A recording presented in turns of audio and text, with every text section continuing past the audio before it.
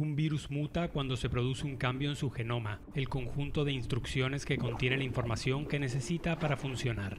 La mutación se produce cuando el virus está dentro de un huésped, como un cuerpo humano, y comienza a replicarse. Durante la replicación, el genoma se copia. A veces hay un error en el proceso de duplicación.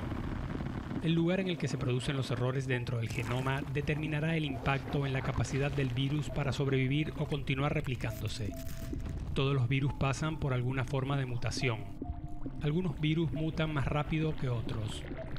La mayoría de las mutaciones no tienen ningún impacto en las propiedades del virus. Las mutaciones pueden hacer que un virus sea más débil o pueden provocar cambios que favorezcan la propagación de la infección. Por ejemplo, si las proteínas de la superficie del virus mutan de tal manera que engañan o contrarrestan el sistema inmunitario de alguna forma, un virus puede volverse muy peligroso. Los científicos han rastreado múltiples mutaciones del SARS-CoV-2, el virus que causa el COVID-19, desde que apareció en China a finales de 2019. Gracias por continuar en nuestra sintonía. Seguimos con más de noticias Globovisión Salud. El día de hoy nos acompaña la doctora Yoxibel Limas, médico infectólogo. Un gusto recibirla. Bienvenida, doctora. Hola, Daniela. Siempre un gusto estar contigo. Siempre un gusto recibirla. Esta es su casa. Justamente vamos a hablar sobre las variantes que se han presentado en el mundo. Vemos cómo la llegada de esta pandemia cambió toda la humanidad y además estas variantes que se han presentado, Reino Unido, Sudáfrica y ahora la brasileña que ha llegado a nuestro país, la P1 y la P2, porque se hablan de que estas variantes son mucho más contagiosas. ¿A qué se deben? Bueno, las variantes son justamente la forma del virus que hace para cambiar y mantenerse en el tiempo y poder infectar a más personas. Eso es lo que hace perpetuar el virus entre muchas personas. Y el virus, para poder permanecer, en vista de que ya se están descubriendo tratamientos habían disminuido los casos de infección, el virus para poder perpetuarse muta, cambia, produce variaciones y es lo que estamos viendo actualmente en esta ola drástica donde vemos gran número de pacientes infectados. De hecho, podemos inclusive debido a la clínica y al número de pacientes poder como inducir que esta variante produjo una mayor transmisión o tiene ese poder de aumentar esa transmisión entre las personas porque ya escuchamos más personas infectadas.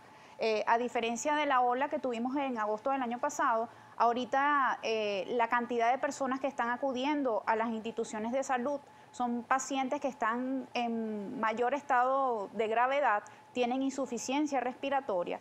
Eso puede resumir o concluir que esta variante ha producido esos cambios clínicos en estos pacientes. Sí, se habla de mayor carga viral. Para poder sobrevivir el virus ha mutado.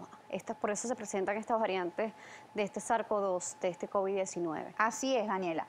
Tenemos por lo menos familias que todo el grupo familiar están infectados. En la ola anterior veíamos que esto no era tan frecuente, veíamos que un miembro de la familia era el infectado. Ahorita podemos escuchar que mamá, papá, hijos, abuelos, tíos, en cualquier reunión social todos se infectaron y por eso es que ahorita es el momento de realizar las medidas de prevención, que es lo único que hasta el momento ha sido efectivo para disminuir la propagación.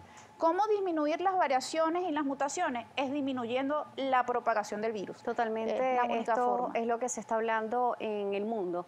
Igual que la importancia de la inmunización, vemos cómo las vacunas que se están llevando a cabo en el mundo con sus diferentes ensayos clínicos que han sido estas etapas las más rápidas para establecer una vacuna en prueba directa en la humanidad. Se da la noticia de la llegada de la Sputnik V a Venezuela, una de las vacunas que dicen que ha tenido menos reacciones adversas en el mundo hasta el momento. La vacuna china también de Sinopharm y se espera también de que llegue la vacuna de AstraZeneca a través del convenio COVAX. Pero esta vacuna ha tenido mucha polémica. Se ha hablado de algunas reacciones, trombosis, tromboembolismo y reacciones en la parte nerviosa a través de este tipo de vacunas en sus ensayos clínicos. Pero la Organización Mundial de la Salud ha dicho que sí es segura, de que sí se puede colocar. Sí, de hecho, cuando empezaron a salir las vacunas para COVID-19, era mucho el temor de las personas porque se podían ver efectos adversos que se ven con cualquier vacuna. Lo que pasa es que obviamente al tener una vacuna que está apenas saliendo, que apenas estamos conociendo de ella, apenas las personas se están vacunando, siempre va a haber un número o un porcentaje minoritario de personas que van a tener efectos adversos. Eso se puede ver en todas las vacunas, no nada más con las vacunas de COVID, es cualquier tipo de vacuna. Pero ¿qué es lo particular de las vacunas específicamente de COVID-19?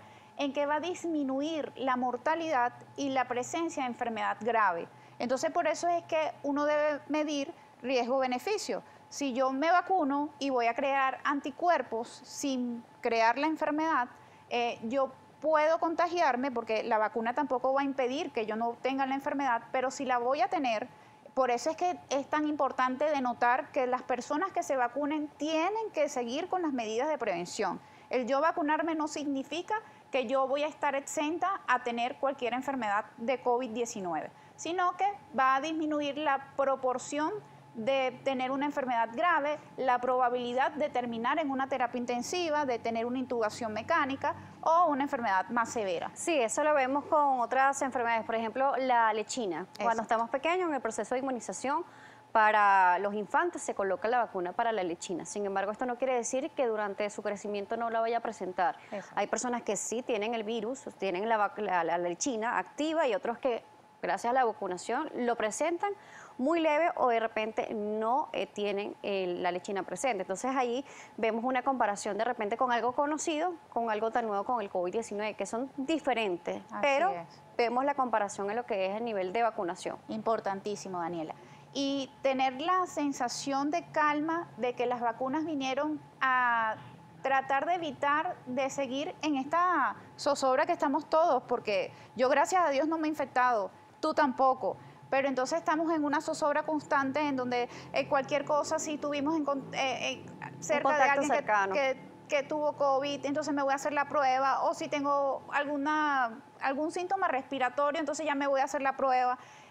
Entonces, disminuir esta pandemia la podemos lograr teniendo las medidas de prevención, vacunándonos todos, y tenemos que aprovechar si hay la posibilidad de vacunarse, porque sabemos que la producción de vacunas no es la suficiente como para poder vacunar a toda la población necesaria y poder disminuir esta pandemia, pero si vamos haciéndolo poco a poco, primero obviamente en los grupos de riesgo como se está haciendo, primero en los médicos, que son el personal que tiene que cuidar a los pacientes que tienen esta enfermedad, y después en las poblaciones de alto riesgo. Entonces probablemente vamos en algún momento, espero que sea en este año, a finales de este año, mediados de este año, que podamos controlar esta pandemia que nos cambió la vida. Sí, sobre las vacunas hay muchas dudas, hay mucho temor también aún presente.